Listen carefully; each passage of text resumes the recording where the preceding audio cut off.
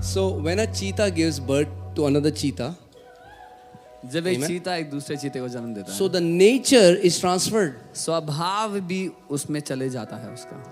John 1:12 says, as many as received Jesus, to them was given the right to become the children of God, who are not born of flesh, who are not born of the will of man, but who are born of God. यूहन्ना 1:12 कहता है, जितनों ने मसीह को ग्रहण किया उनको परमेश्वर के पुत्र होने का अधिकार दे दिया गया, जो कि लहू और मांस की इच्छा से पैदा नहीं हुए लेकिन परमेश्वर की इच्छा से पैदा हुए हैं. So you had two births. तो आपके दो जन्म हुए. One, पहला, the birthday that you celebrate, that's you were born from flesh, and that's your physical birthday. जो आपका पहला बर्थडे है वो आपका शारीरिक जन्मदिन, जब आपने शरीर में जन्म लिया. But then the Bible says लेकिन फिर बाइबल कहती है you were born also of God. आपने परमेश्वर से भी जन्म लिया. He who is born of flesh is flesh, but he who is born of spirit is spirit. वो जो शरीर से जन्मा वो शरीर है, पर जो आत्मा से जन्मा वो आत्मा है. So what happened when you got born of तो God? क्या हुआ जब आपने परमेश्वर से जन्म पा The लिया? nature was transferred in you. स्वभाव आपके अंदर आ गया.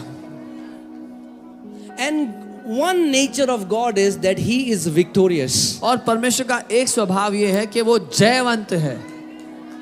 There is a DNA in you waiting to walk in victory in every area of your life. आपके अंदर एक स्वभाव है जो रुका हुआ है, इंतजार कर रहा है जिंदगी के हर एक क्षेत्र में जय में जीने के लिए. Amen. Let that nature flow. उस स्वभाव को बहने दो अपने अंदर से. Put 1 John 5:4. पहला यूहन्ना 5:4. Amen. We live in Delhi. हम दिल्ली में रहते हैं. Pollution will increase. पॉल्यूशन बढ़ जाती है. These things will happen. ये चीजें तो होंगी. What will happen? क्या होगा?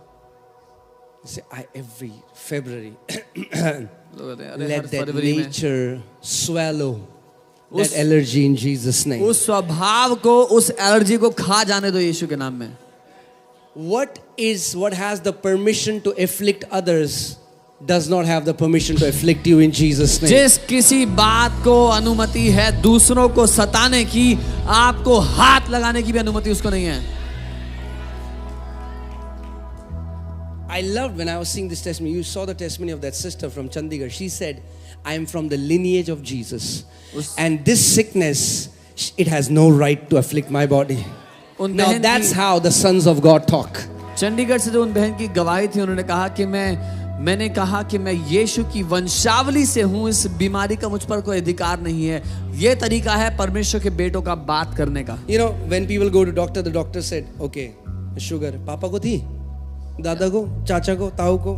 Yeah, doctors ask for family history of medical diseases. When you accepted Jesus, your lineage changed. जिस दिन आपने यीशु को ग्रहण किया, आपकी वंशावली बदल गई, घराना बदल गया.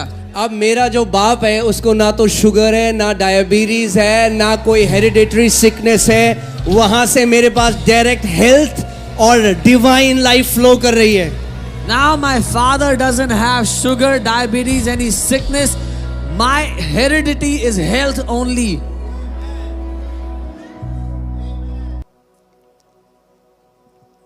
New creation reality is hardly taught in churches. नई सृष्टि की जो हकीकत है वो सिखाई ही नहीं जाती. So कलीसिया में. there are sons of God that are still living as every other person इसीलिए परमेश्वर के पुत्र जो हैं वो दूसरे लोगों की तरह जी रहे हैं, because they don't know who they are. क्योंकि वो जानते नहीं वो कौन I was है. seeing a documentary in National Geographic, मैं एक and डॉक्यूमेंट्री देख रहा हूँ a National family in US took a Bengal tiger. एक परिवार ने बंगाल टाइगर को घर पे रख लिया.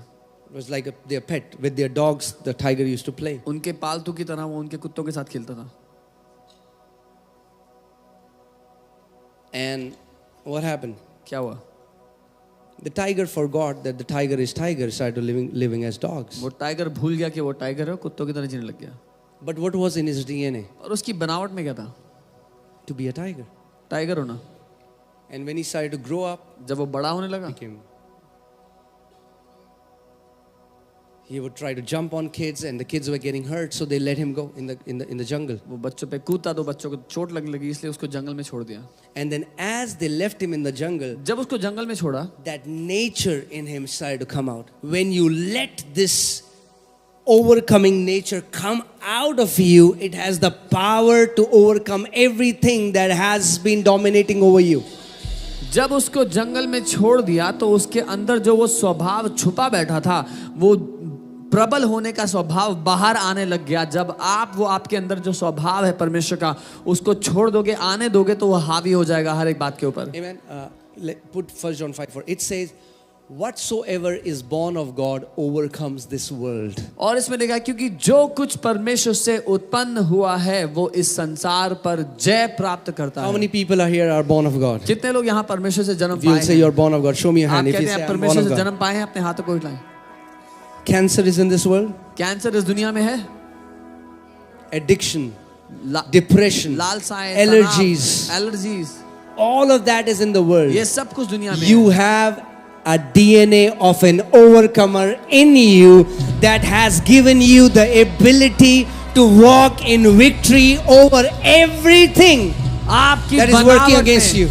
आपकी बनावट में वो क्षमता है हर उस बात को हरा देने की, उस पर हावी हो जाने की जो आपके खिलाफ आती है. Amen. And personally, I'm telling you, I love those testimonies more rather than I laying hands on someone and they getting healed. और मुझे उन गवाहियों से ज्यादा प्यार है इनको छोड़ के कि मैंने हाथ रखा किसी पे, वो And चंगे praise हो गए. God, I'll keep doing that प्रभु का धन्यवाद है, मैं हाथ रखते रहूंगा. because we'll do. But what I'm saying is, when a son and a daughter, they know who they are, and then they start to declare, no, this sickness will not dominate my body. What happens? This nature, bam, takes over and overcomes that sickness, and then they have this testimony. लेकिन जब एक बेटे एक बेटी को पता होता है वो कौन है और वो घोषणा करने लगते हैं कि ये बीमारी मुझ पर हावी नहीं होगी, तब वो ऐसी गवाही पाते हैं. That overcoming nature is in you. वो जयवंत स्वभाव आपके अंदर है. That resurrection power. वो पुनरुत्थान का सामर्थ्य. Amen. It's like if I can tell you, how अगर can मैं I- आपसे कहूं that same resurrection power that raised Jesus from the dead, it's already in your spirit, man. It's like trillion volts of power in your spirit right now is resonating, waiting to be released. वही पुनरुत्थान का सामर्थ्य जिसने यीशु को मुर्दों में से जिंदा कर दिया, वो ट्रिलियन वोल्ट का सामर्थ्य आपके अंदर चल रहा है, काम कर रहा है. John G. Lake, a man of God, used to say that there are many Christians in whom Christ is imprisoned. John G Lake कहा करते थे बहुत से मसीहों के अंदर मसीह यीशु जेल बंद है.